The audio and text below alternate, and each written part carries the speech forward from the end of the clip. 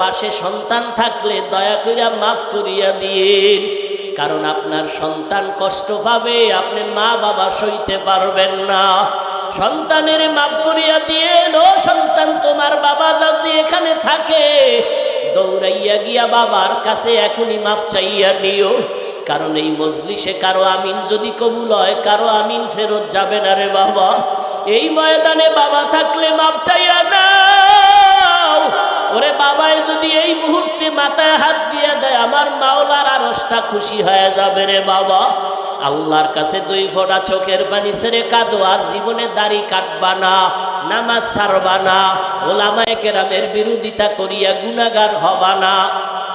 এখনই তওবা করো আর আমার মাওলার কাছে বলো, আল্লাহ মরিয়া গেলে আর নামাজ ছাড়বো না, দাড়ি কাটবো না, বেপরদায় চলবো না। আল্লাহ তাআলার কাছে দোয়া করো, আমিও আপনাদের দোয়া চাই। আল্লাহ যেন এই বিপদ মুহূর্তে যত মুসিবত আসুক না কেন, ইখলাসের সাথে নিরাপদে দ্বীনের খেদমতের জন্য যেন আল্লাহ কবুল করেন। আল্লাহ পাক যেন গুনার কারণে আমাকে ফালাইয়া না দেন। আল্লাহ পাক যেন ইখলাসের সাথে নিরাপদে ইজ্জতের সাথে খেদমতের জন্য কবুল করেন।